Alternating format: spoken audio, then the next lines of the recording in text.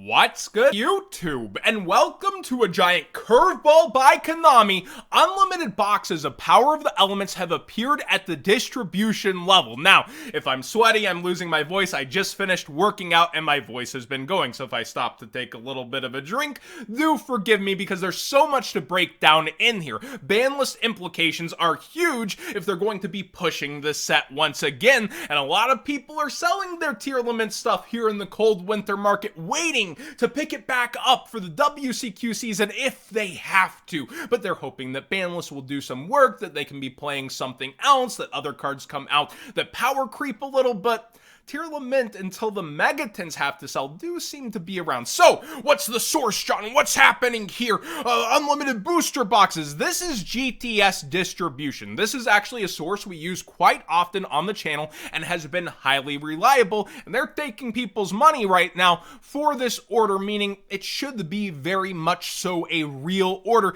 that is coming due in 2 days, and then release date is upon receipt. So Konami is trying to really get this out on the hype for the holiday season. These boxes have been gone for some time, except Power of the Elements inside of its own set has cooled off a ton in value. So if you're thinking these are going to be everywhere, well, some people might buy into the hype of the set, but you gotta remember something that's missing from unlimited packs, and that's Starlight rares. Do you remember special editions if you're a Master Duel player, maybe from back in the day, but not from the Starlight era?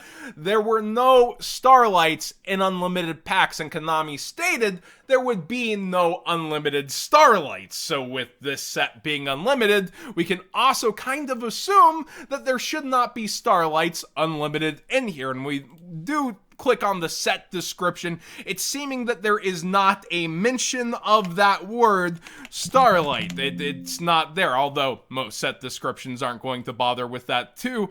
We should just assume they're not in there. So I think that the huge, really big sellers that would typically do pre-sales or try to stock product aren't going to go as deep in when looking at how the chase cards have fallen out during the winter. But I do think it's really good to get up quantities of these for the WCQ season. Now, I keep mentioning that. I think the decks are relatively safe. One, Konami's got to sell megatons as long as that stays a product. I know the product lines have been changing a lot, and we're 2 years of failed megatons in a row, but yeah, I do think that they'll probably try to turn megatons around and do something good with that.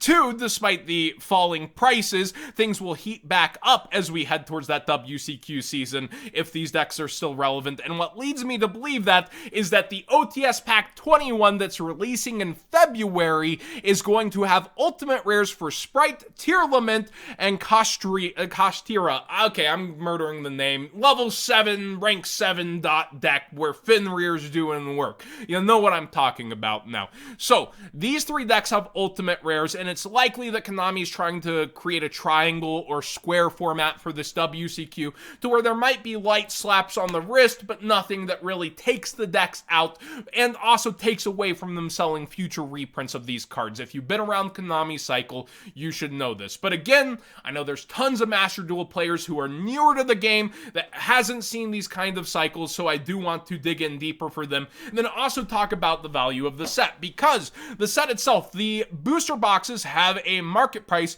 of $77, and most of them are up there. We see one seller at $72. Maybe he saw the news early, super top rated seller here. But yeah, most of them are around the $77, $78 mark, and that's a sign of a successful set. You still have chase cards that are giving back really good value, and there's so many ultra rares you can pull that are also decently solid, and potential cards like Ultimate Slayer. So, again, the problem for the huge vendors to open this up and flood the market with the singles are, A, it's not like a special edition where there's a promo to get guaranteed value back. Promo?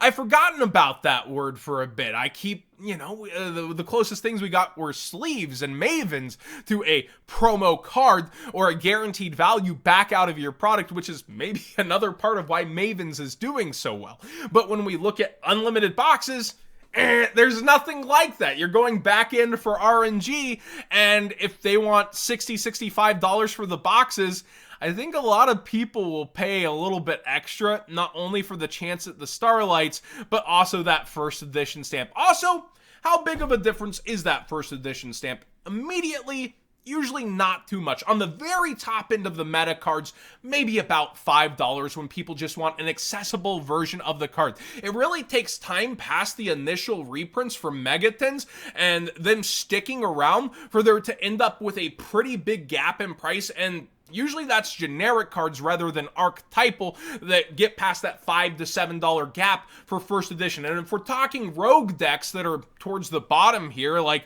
you know, an instant contact perhaps, although that's a hero card, maybe a bad example of what can be different. But at first it'll be like $1 to $2. People will still just want their copy. But let's say Goatee, right? Like a first edition Goatee secret rare versus a unlimited, and maybe they make it a super in the 10, so it's the least desirable rarity. Well, probably $1 to $2 is the main difference, unless it's years and years and years down the line and the deck gets relevancy. First edition doesn't matter all that much within the first year that it's out until we do see the reprint spreads and people decide which versions they want to go for.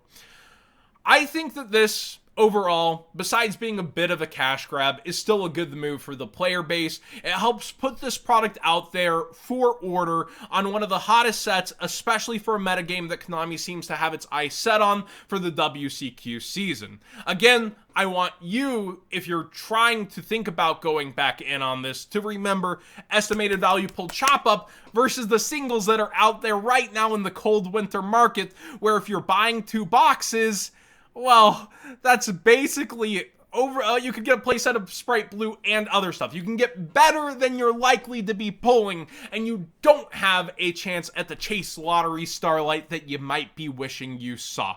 So what do you, in the comment section, think about this move? Because I know there will be a lot of different takes. I know some people invest in sealed longer term, and the return of unlimited boxes might have them a little bit queasy for a thing that they wanted to sink their teeth into longer, but Konami always has the power to unlimited wave their products, and you should be aware that they can be making that move. And again, what do you think of the metagame? I think that this metagame, while it's speculation, pure speculation. The reason why I'm not a financial advisor channel, I don't know the future of what Konami will do with card prices or reprints or curveballs like these. I think that it's pretty safe to say that they're likely to continue heading towards a metagame with Tearlament and Sprite involved, or trying to make it involved. So them also putting this on shelves further backs that reasoning that they'll want to be selling it in the TCG here for some time. So I do think we're probably stuck with some form of this metagame, whether they balance the Ishizu side of things or they figure out what they're going to do consistency-wise towards the main deck, but still leave it alive. I think we're stuck here for a bit, kind of like Sky Striker, how it got little slaps on the wrist, but not too much. I wouldn't be too worried about it, but again, a lot of people have sold their decks hoping something else would pop up for the WCQ. So when one person takes that gamble to sell, somebody else took the gamble to buy. Thanks for watching today's video. Please subscribe if you haven't already. Give this video a thumbs up if you enjoyed the conversation. The late night news, this is a 1 a.m. video when it's going to be going up around there, like 1:30. So thanks for watching here late at night or in the morning if you happen to see this pop in your feed first.